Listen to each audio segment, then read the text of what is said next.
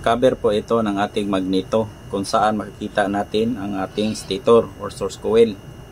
Sa video ito, isa-isahin po natin yung kanyang wiring diagram para malaman natin kung saan ang kanyang mga koneksyon. Yung kanyang stator ay may 4 na wire. Yung kulay white, yellow, blue na may stripe na white at saka black na may stripe na red. Itong dalawa, ito yung papuntang regulator o rectifier.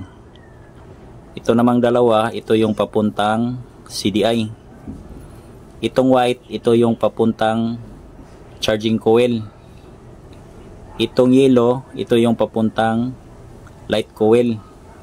Itong dalawa, same regulator, papuntang regulator. Itong white na may stripe na blue, ito yung papuntang pulser. At ito namang black na may stripe na red, ito yung papuntang primary coil or source coil. Ito lang 4 yung wire ng ating stator ng ating Lipan motorcycle. Yan, Lipan po siya, Lipan brand. Dito yan ikabit sa ilalim. Ligan yan ang kanyang pagkalagay.